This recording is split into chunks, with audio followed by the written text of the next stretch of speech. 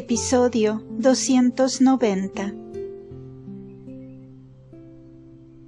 Postróse María Santísima ante el soberano trono de la Beatísima Trinidad, y la adoró en la unidad de una indivisa naturaleza y majestad.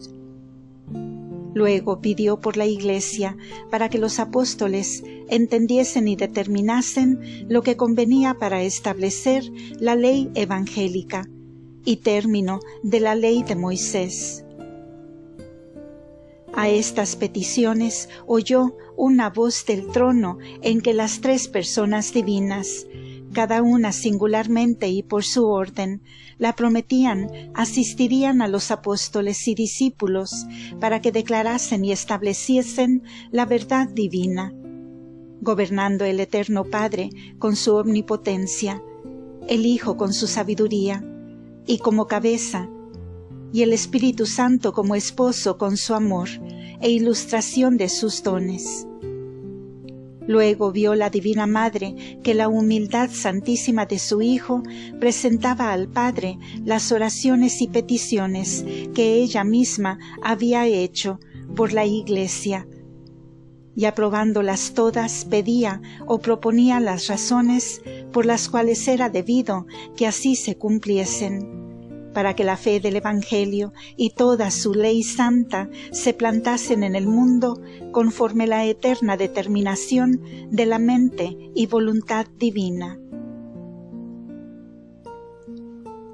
Y luego, en ejecución de esta voluntad y proposición de Cristo, nuestro Salvador, vio la misma Señora que de la divinidad y ser inmutable de Dios salió una forma de templo o iglesia tan pura y hermosa y refulgente como si fuera fabricada de un diamante o lucidísimo cristal, adornada de muchos esmaltes y resaltos que la hacían más bella y más preciosa.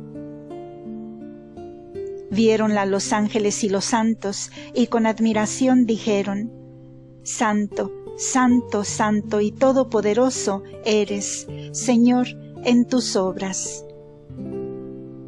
Esta iglesia o templo entregó la Beatísima Trinidad a la humanidad santísima de Cristo, y su majestad la unió consigo por un modo admirable que yo no puedo declarar con propios términos. Y luego el Hijo la entregó en manos de su Santísima Madre. Al mismo tiempo que María recibió la Iglesia, fue llena de nuevo resplandor, que la anegó toda en sí mismo y vio la divinidad intuitiva y claramente, con eminente visión beatífica.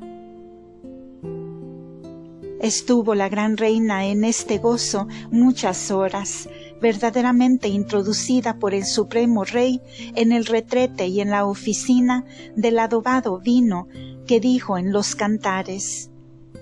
Y porque excede a todo pensamiento y capacidad lo que allí recibió y le sucedió, bástame decir que de nuevo fue ordenada en ella la caridad, para que de nuevo la estrenase en la Santa Iglesia, que debajo de aquel símbolo se le entregaba.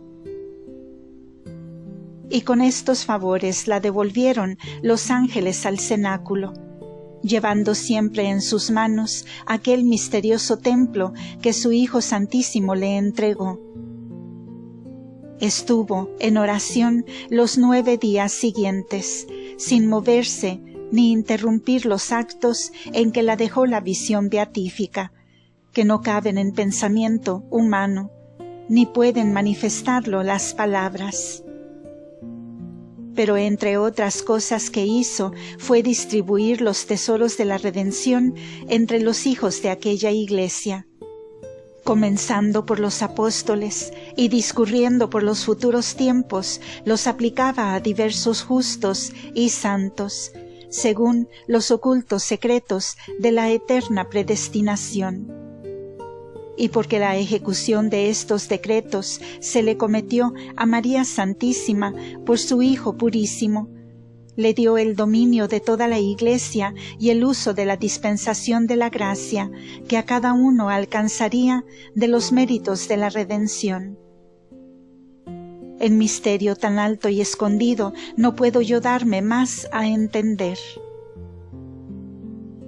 El último de los 10 días celebró San Pedro otra Santa Misa, y en ella comulgaron los mismos que en la primera. Y luego, estando todos congregados en el nombre del Señor, invocaron el Espíritu Santo y comenzaron a conferir y definir las dudas que en la Iglesia se ofrecían. Y San Pedro, como cabeza y pontífice, habló el primero, y luego San Pablo y San Bernabé, y tras ellos San Jacobo el menor, como lo refiere San Lucas en el capítulo 15 de los Actos. Lo primero que se determinó en este concilio fue que no se les impusiese a los bautizados la pesada ley de la circuncisión y ley mosaica, pues ya la salvación eterna se daba por el bautismo y fe de Cristo. Y aunque esto es lo que principalmente refiere San Lucas, pero también se determinaron otras cosas que tocaban al gobierno y ceremonias eclesiásticas, para atajar algunos abusos que con indiscreta devoción comenzaban a introducir algunos fieles. Este concilio se juzga por el primero de los apóstoles, no obstante que también se juntaron para ordenar el credo y otras cosas, como arriba se ha dicho. Pero en el credo concurrieron solos los 12 apóstoles, y en esta junta fueron convocados los discípulos que pudieron concurrir, y las ceremonias de conferir y determinar fueron diferentes y en forma propia de determinación, como parece por las que refiere San Lucas. Ha parecido al Espíritu Santo y a nosotros, congregados en uno, etc. Con esta forma de palabras se escribió este concilio a los fieles y a las iglesias de Antioquía, Siria y Cilicia, lo que en él se había definido, y remitieron las cartas por mano del mismo San Pablo, con San Bernabé y otros discípulos. Y para aprobar el Señor esta definición, sucedió que en el cenáculo, cuando la hicieron los apóstoles, y en Antioquía, cuando leyeron las cartas en presencia de la Iglesia, descendió el Espíritu Santo en forma de fuego visible, con que todos los fieles quedaron consolados y confirmados en la verdad católica. Dio gracias María Santísima al Señor por el beneficio que con esta determinación había recibido la Iglesia Santa. Y luego despidió a San Pablo y a San Bernabé con los demás, y para su consuelo les dio parte de las reliquias que tenía de los paños de Cristo, nuestro Salvador, y de la Pasión. Y ofreciéndoles su protección y oraciones, los envió llenos de consolación y nuevo espíritu, y esfuerzo para los trabajos que les esperaban. En todos aquellos días que se tuvo este concilio, no pudo llegar al cenáculo el príncipe de las tinieblas, ni sus ministros, por el temor que les había puesto María Santísima, aunque de lejos andaban acechando, pero nada pudieron ejecutar contra los congregados. Dichoso siglo y dichosa congregación. Pero como siempre andaba rodeando a la gran reina y rugiendo contra ella como león, viendo que por sí nada conseguía, buscó unas mujeres hechiceras con quien tenía pacto expreso en Jerusalén, y persuadiólas que quitasen la vida con maleficios a María Santísima. Engañadas, estas infelices mujeres lo intentaron por diversos caminos, pero nada pudieron obrar sus maleficios. y muchas veces que para esto se pusieron en presencia de la Gran Señora, quedaron enmudecidas y pasmadas. Y la piedad sin medida de la Dulcísima Madre trabajó mucho para reducirlas y desengañarlas, con palabras y beneficios que les hizo. Pero de 4 que se valió el demonio para esto, solo una se redujo y recibió el bautismo.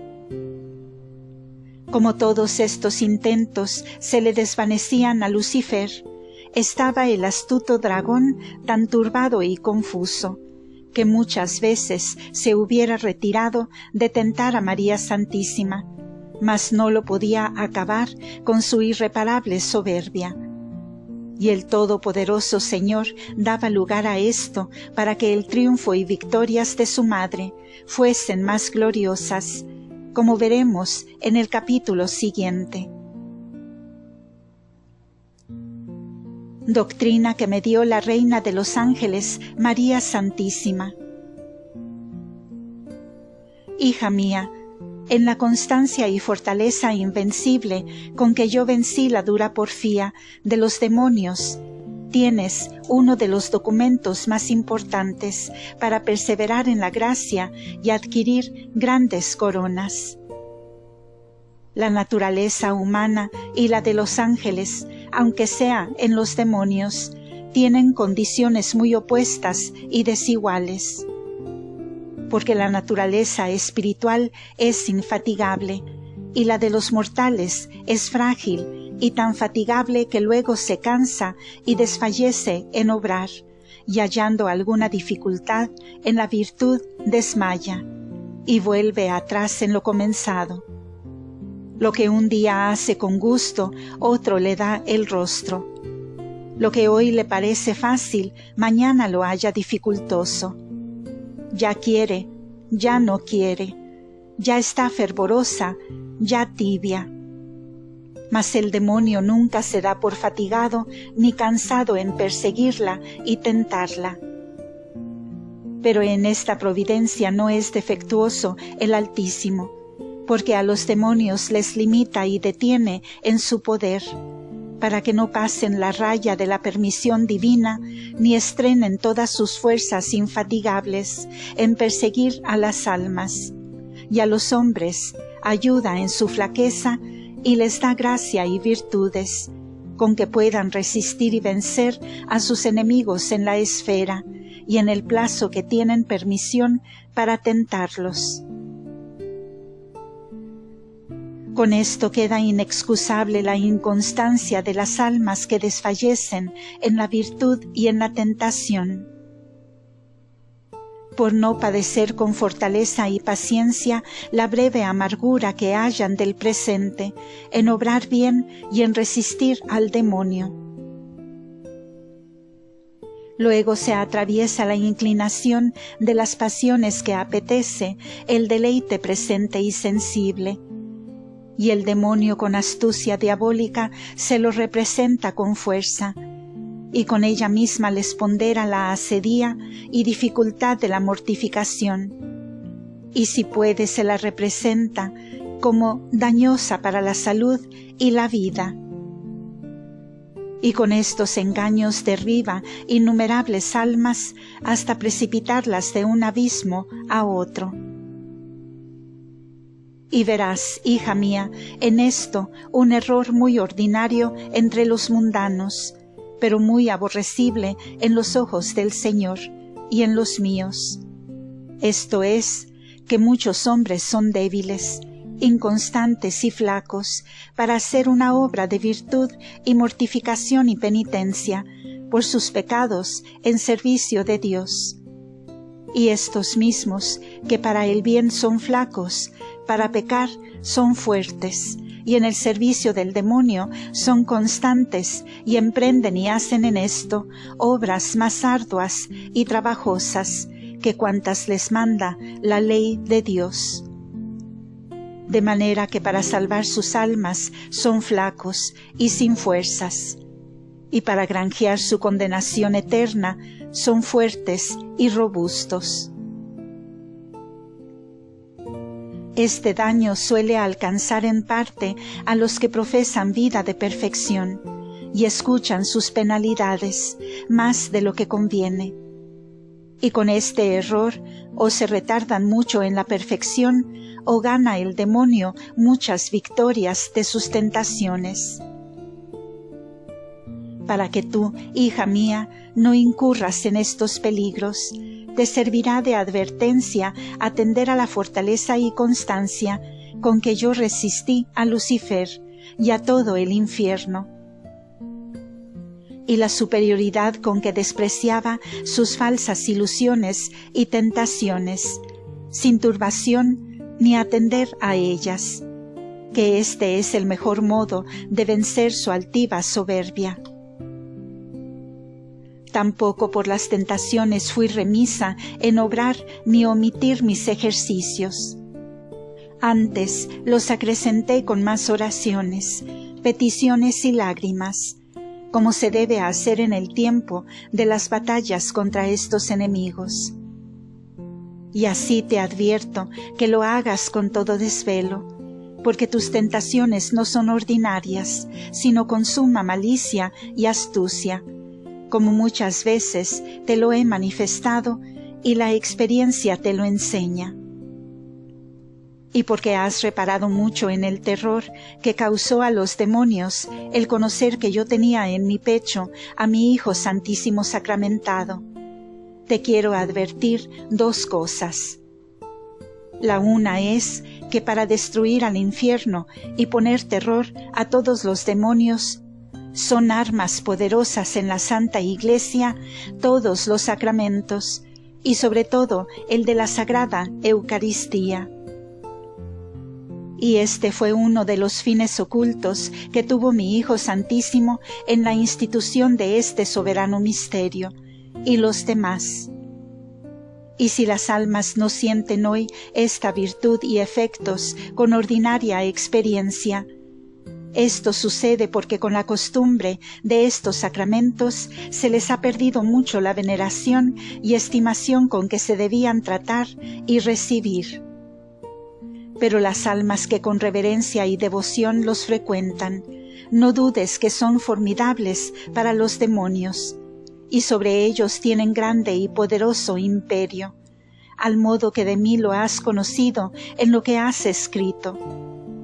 La razón de esto es porque este fuego divino, cuando el alma es pura, está en ella como en su natural esfera, y en mí estuvo con toda la actividad que en pura criatura era posible, y por eso fue tan terrible para el infierno. Lo segundo, que en prueba de esta verdad te digo, es que este beneficio que yo recibí no se acabó en mí sola, porque respectivamente le ha hecho Dios con otras almas. Y en estos tiempos ha sucedido en la Iglesia que para vencer Dios al dragón infernal, le manifestó y puso delante a un alma con Cristo sacramentado en el pecho, y con esto le humilló y arruinó de manera que muchos días no se atrevió el mismo Lucifer a ponerse en presencia de esta alma y pidió al Omnipotente que no se la manifestase en aquel estado con la comunión en el pecho. Y en otra ocasión sucedió que el mismo Lucifer, con intervención de algunos herejes y otros malos cristianos, intentó un gravísimo daño contra este reino católico de España. Y si Dios no le atajara por medio de esta misma persona, ya estuviera hoy España de todo punto perdida y en poder de sus enemigos.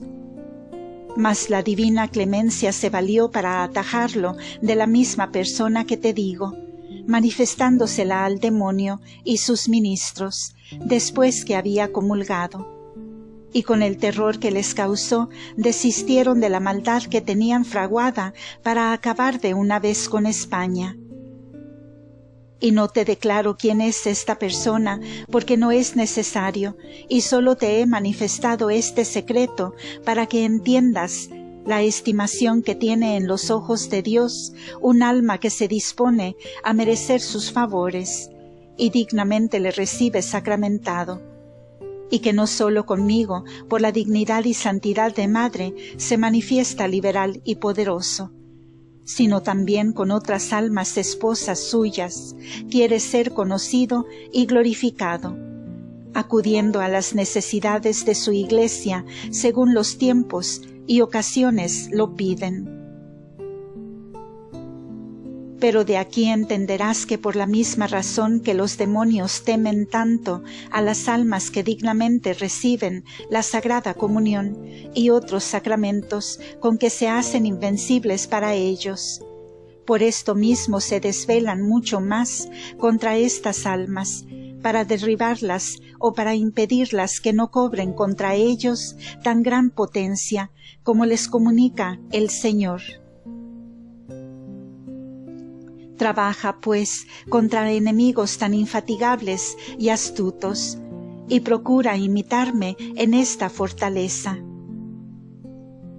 También quiero que tengas en gran veneración los concilios de la Iglesia Santa, y luego todas las congregaciones de ella, con lo que se ordena y determina, porque en los concilios asiste el Espíritu Santo, y en las congregaciones que se juntan en el nombre del Señor, es promesa suya que estará también con ellos.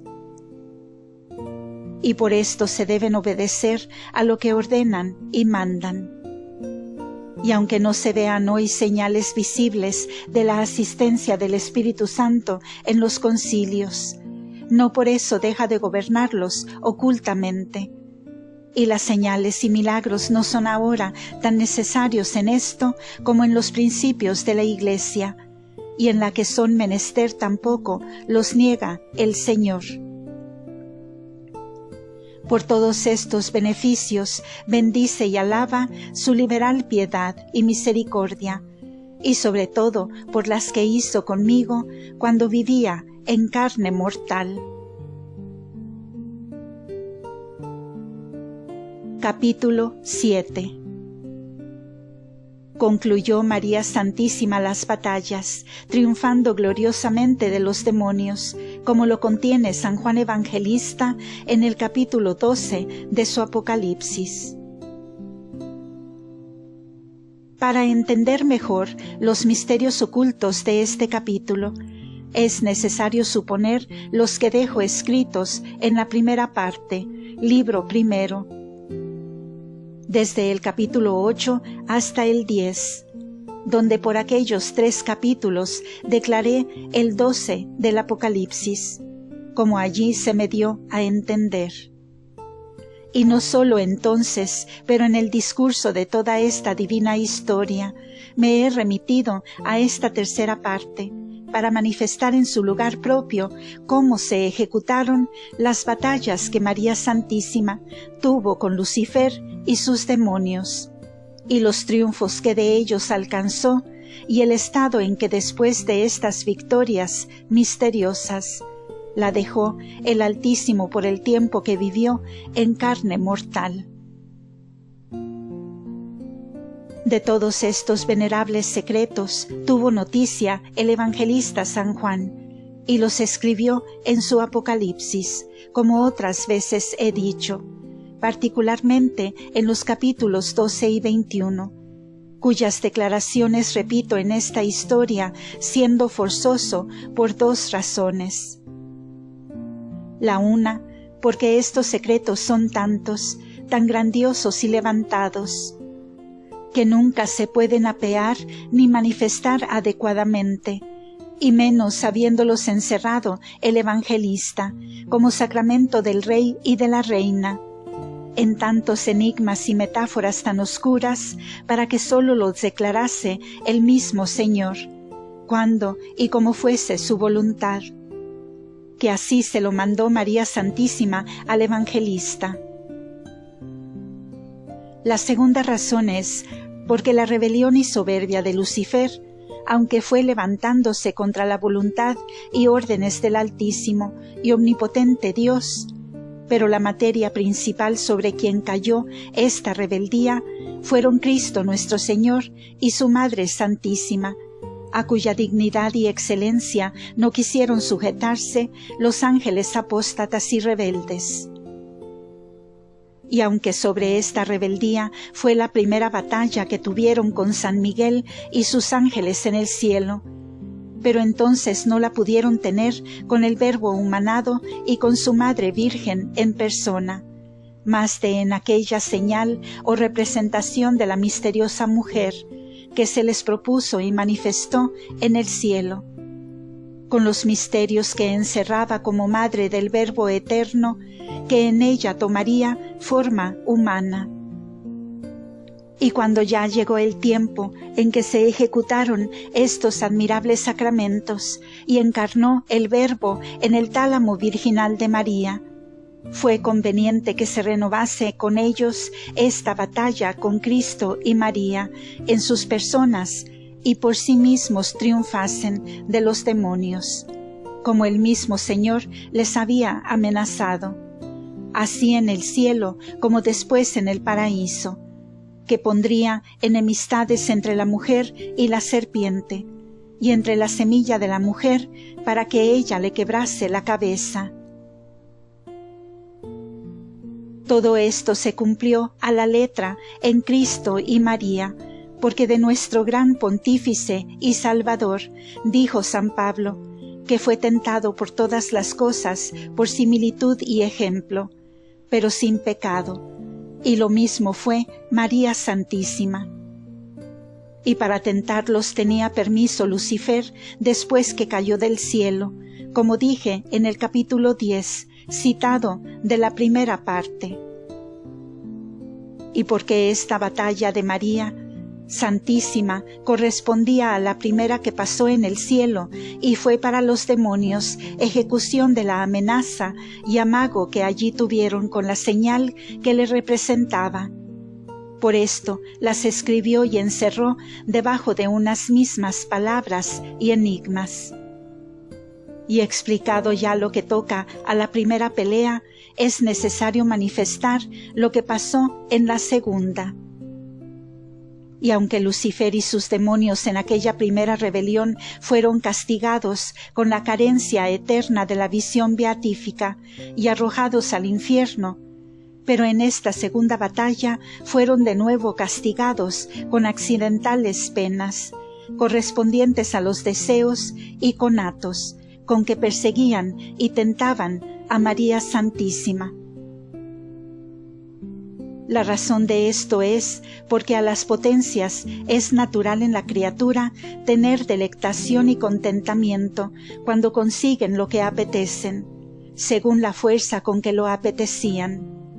Y por el contrario reciben dolor y pena con la displicencia cuando no lo consiguen o les sucede al revés de lo que deseaban y esperaban. Y los demonios desde su caída ninguna cosa más vehemente habían deseado que derribar de la gracia a la que había sido medianera para que los hijos de Adán la consiguiesen. Y por esto fue incomparable tormento para los dragones infernales verse vencidos, rendidos y desesperados de la confianza y deseos que tantos siglos habían maquinado. Fin de este episodio. Continuará.